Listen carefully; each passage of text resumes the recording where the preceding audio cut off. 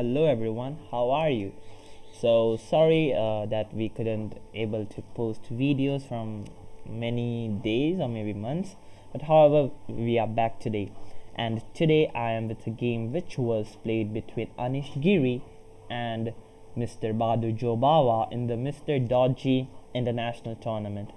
This tournament, as you may know, that Anish Giri won it.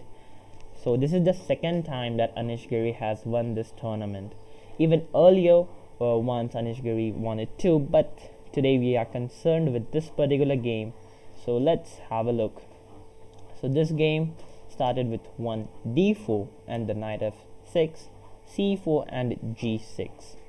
So with the move g6, we are into the King's Indian, and to your knowledge that this move e6, it may transpose to the Nimzo Indian with after knight c3 and bishop to b4.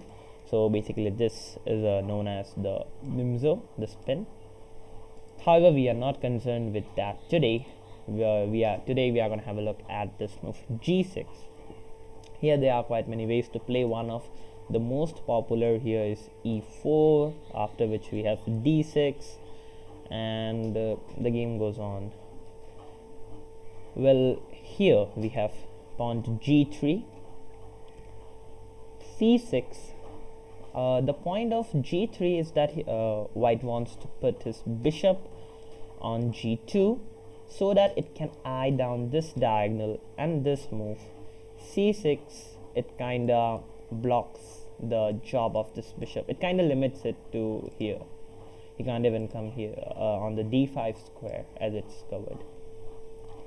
So here we have d5 from white himself, bishop to g7. I forgot to mention this, sorry. Well, in this game Anish Giri is playing as black and Jobava is white, so I forgot it. However, after bishop to g7, we have bishop to g2, d6, knight to c3, queen a5, bishop to d2.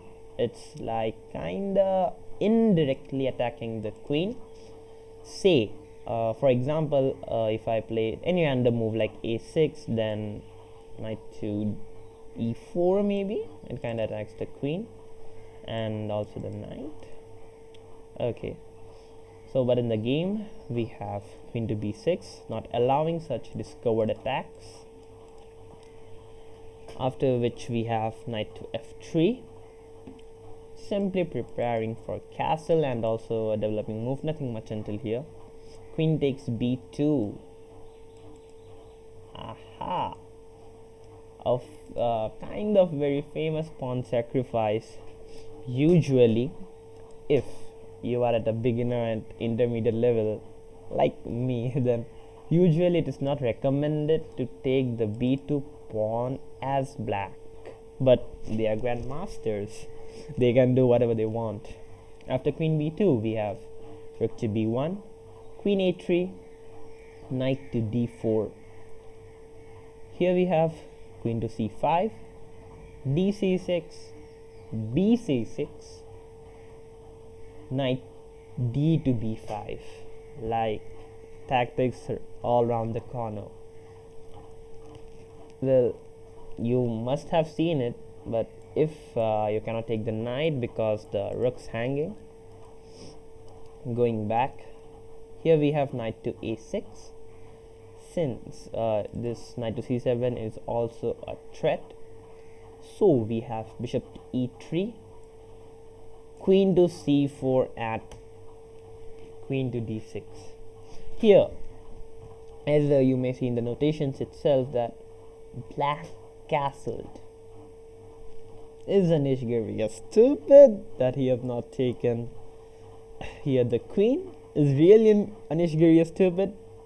Well, no, because if you take the queen, I'm taking the pawn, and say you move the king and your queen is also gone. So they are grandmasters, man, they are not stupids playing there. After queen d6, we have castle, and then queen to c6, queen c6, bishop c6, and sorry, bishop to f5. Here we have bishop takes a8, bishop b1, bishop to b7, and then we have knight to b4. Simply going aggressive.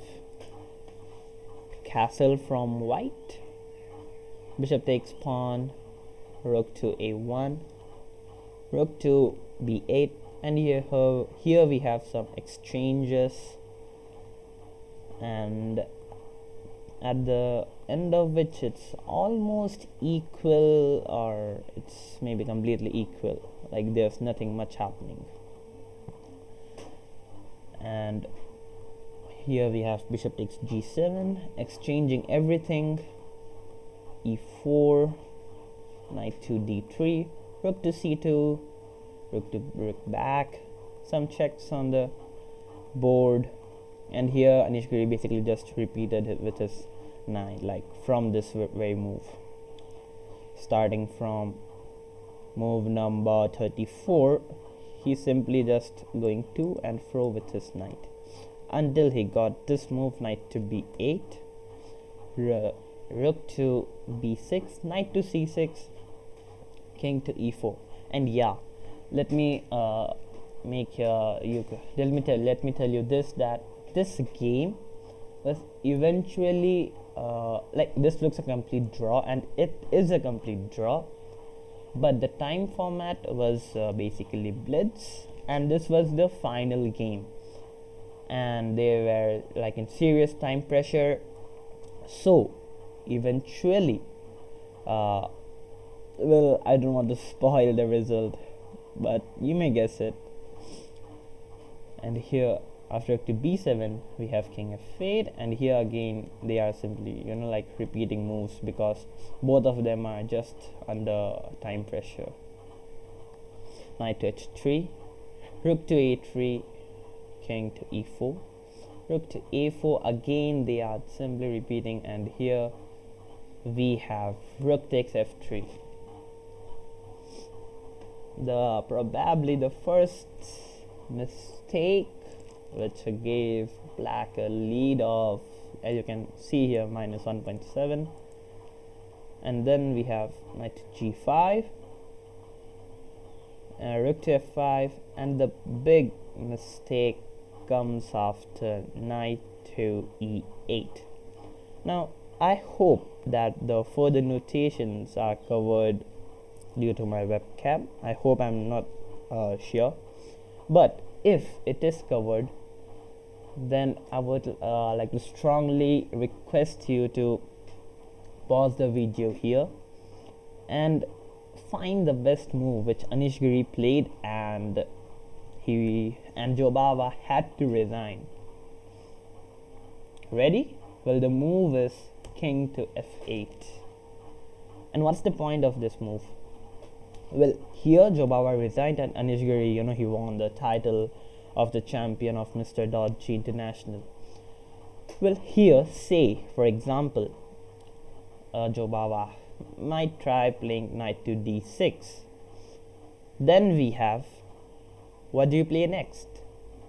Yes, knight to a5, king to d4, and take, and take. So that's it for today. I hope you liked this game, and well, today as you might see that the interface is different today than my usual videos. Well, the reason is today I've tried recording with the OBS browser, OBS Studio. Like here you can see the setup kinda thing. So if there are any mistakes, please try to please forgive me for the mistakes, as today I have tried for the first time trying OBS. So that's it for today. I will see you in some other video with some other game. So till then, ta-ta, bye-bye.